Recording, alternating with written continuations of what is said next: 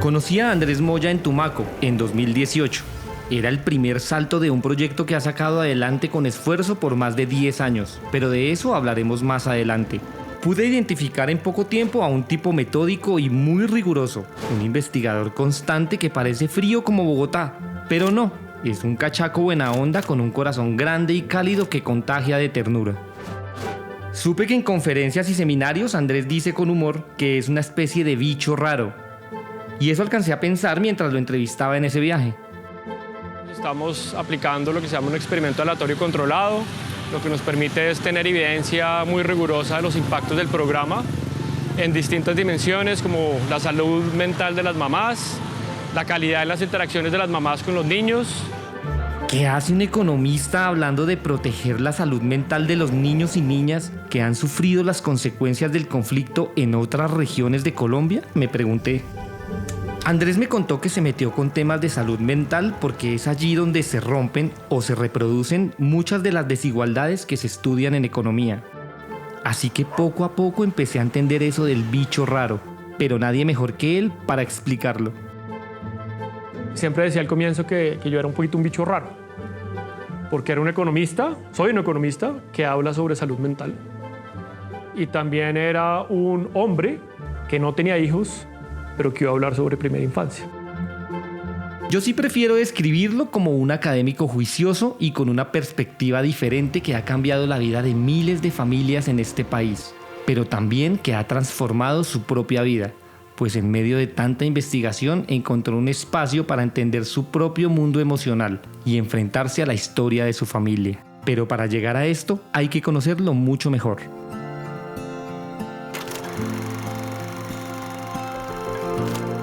Ya sabemos que Andrés es bogotano. Su padre, Armando Moya, es un abogado exitoso. Lucía, su madre, economista y una mujer cariñosa que se dedicó al cuidado de sus 3 hijos. Y sus abuelos eran profesores de escuela normalista.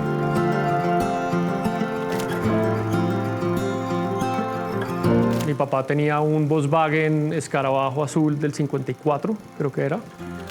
Tenía un apego muy grande por ese carro, incluso le tenía nombre, le decía que era el Benny. Fuimos a Ecuador, por ejemplo, fuimos a la costa en ese carro e íbamos todos los fines de semana a la finca de mi abuelo.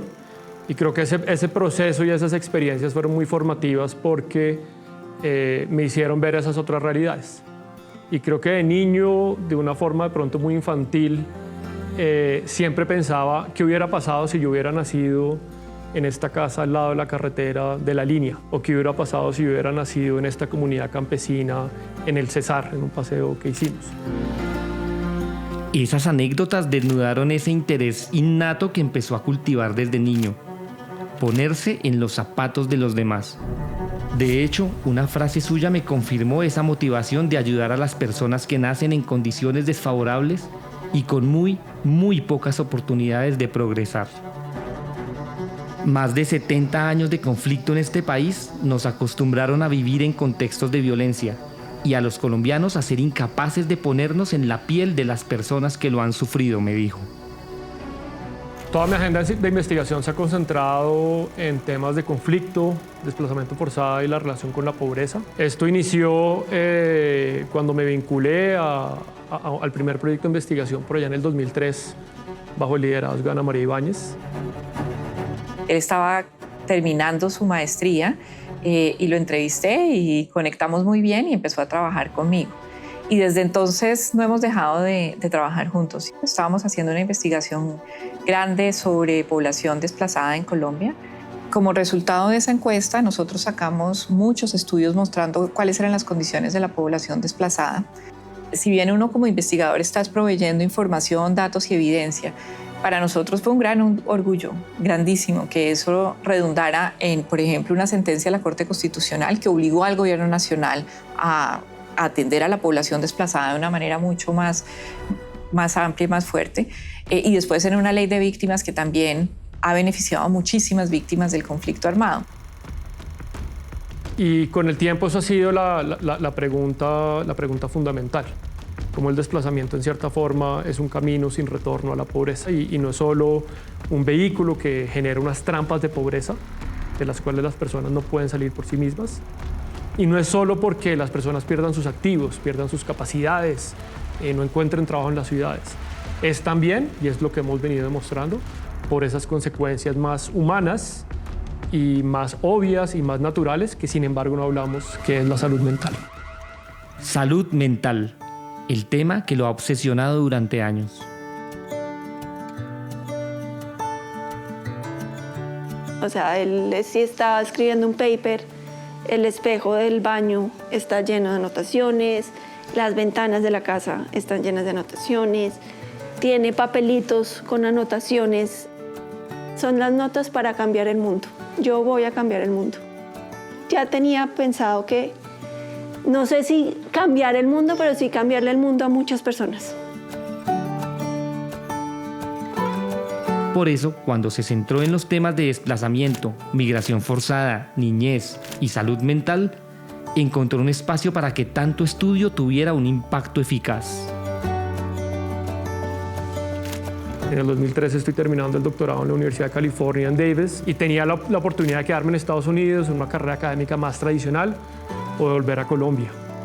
Y el 2013 era un momento de muchísimo optimismo. Estábamos iniciando el proceso de paz. En Colombia, como consecuencia del conflicto, la prevalencia de problemas de ansiedad, de depresión, de estrés postraumático, estrés complejo, es muy alta que en otros países similares. La salud mental contribuye a la forma en la que tomamos decisiones. La salud mental afecta a la productividad. La salud mental, a partir de los estigmas que hay, también afecta la forma en la que los otros nos ven y cómo nos conectamos con los otros. Entonces, las investigaciones de mi doctorado y un poco lo que empecé a hacer desde ese momento han sido empezar a conectar la salud mental con la economía e identificar cómo la salud mental es otro mecanismo, y un mecanismo invisible, un mecanismo del cual no hablamos lo suficiente, que explica esta persistencia de la pobreza o que contribuye a la persistencia de la pobreza. De nuevo, salud mental. Un tema importante para Andrés en el que encontró un paralelo entre su vida y su objeto de estudio. Una investigación que lo llevó a un descubrimiento personal. Un hermano de mi papá se suicidó cuando él tenía 17 y 18 años. Mi papá ha sufrido por casi toda la vida que yo conozco de un problema de trastorno bipolar afectivo. La familia de mi papá siempre lo abordó poniendo las cosas debajo del tapete. Hoy, 30 años después de que la vida y la trayectoria de mi papá, esa persona que era muy inteligente, muy activa, la vida de mi papá por su enfermedad mental es otra y su trayectoria de vida cambió por completo. Por mucho tiempo yo no hablaba de esto con nadie, pero al estar en campo, entrevistando a personas que han sido desplazadas, que lo han perdido todo, que han perdido familiares, que han sufrido traumas muy fuertes, conecté internamente con esas historias de mi papá. ¿Qué fue para mi papá a los 17 y 18 años perder a su hermano, el hermano que era mayor, y lo que entiendo el hermano que era más conectado y más parecido a él? ¿Qué fue para él tratar de abordar este duelo en un momento que es fundamental para el desarrollo humano, biológicamente, cerebralmente, que es la adolescencia? ¿Qué fue para él poder soportar este duelo en silencio? ¿Y cómo esto contribuyó de pronto? Y esa es mi hipótesis, que esto contribuyó pues a su posterior enfermedad. Entonces mi investigación al final es, creo que este camino también de reconocimiento y descubrimiento personal. Todavía me cuesta mucho trabajo la relación con mi papá, muchísimo. Pero ahora al menos entiendo y puedo reflexionar sobre lo que pudo ser su vida, lo que es su vida hoy, y cómo a pesar de todo esto, pues estoy acá. De un corazón que le da para cuidarnos a nosotros, para cuidar a su mamá, para cuidar a su papá, para cuidar a las 90 personas que trabajan con él, para cuidar a todas las mamás que hacen parte de Semillas de Apego.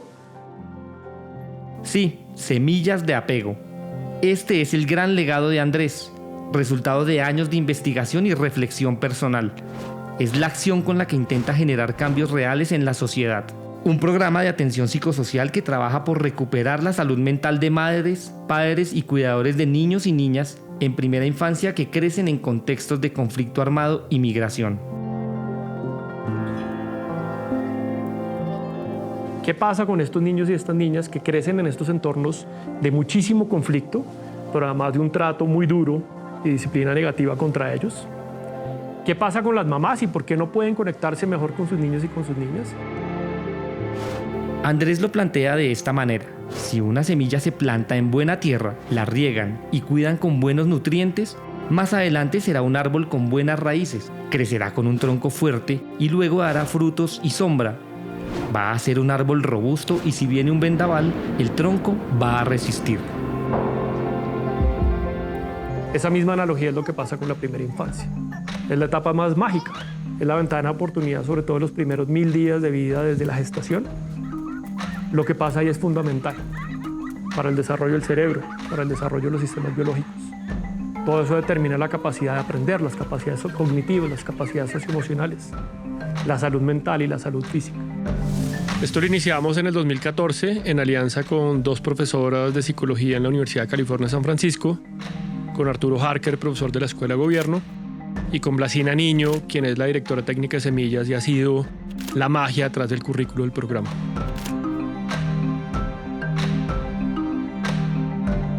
Hicimos un piloto en el 2015 en Bogotá con una muestra de 54 mamás desplazadas por el conflicto. Y hoy, en este momento, estamos en 12 municipios del país, en 7 departamentos.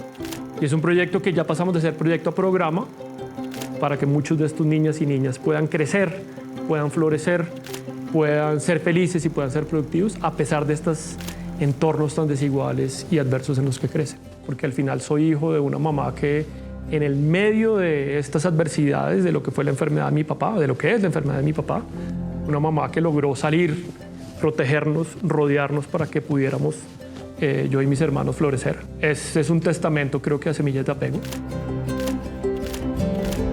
Haber tendido puentes entre la psicología y la economía, aproximarse a la salud mental desde una posición más honesta y responsable y entender sus implicaciones en las decisiones, comportamientos y trayectorias de vida ha sido parte del éxito de Andrés. Andrés es una persona muy leal y yo lo siento como una persona incondicional. Yo soy incondicional con él y él conmigo. Es, como dije, una persona muy sensible y muy comprometida con lo que hace.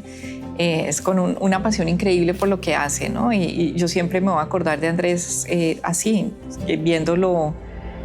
Sí, para mí es un orgullo ver cómo Andrés ha crecido en su trayectoria profesional. Entonces, de alguna manera sí soy su mamá académica porque llevamos mucho tiempo trabajando y parte de la investigación que hace la inició conmigo. ¿Qué falta por decir de él?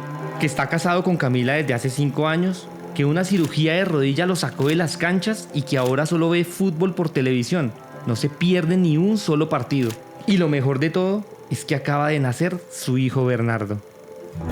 Es hora también de poner esto en práctica. No solo ponerlo en práctica para tratar de generar un cambio social, pero también ponerlo en práctica para nuestra propia vida y para proteger a Bernardo. A raíz de nuestro embarazo del año pasado, los equipos de todos los territorios nos enviaron unos libros con historias sobre lo que significa ser mamá o ser papá. Y el equipo de Medellín incluso nos envió un body para Bernardo con un mensaje muy poderoso. Pero realmente son ellas quienes han sembrado esa esperanza. A partir de sus historias, de sus reflexiones y de sus transformaciones, nos han enseñado que es posible sanar, que es posible cambiar y que sí es posible saltar sobre nuestra propia sombra. Pues al final en el país hay muchas cosas negativas que pasan, hay muchas adversidades y dentro de eso creo que siempre hay unas historias de esperanza y de resiliencia y de fortaleza y de crecimiento personal y de sanación.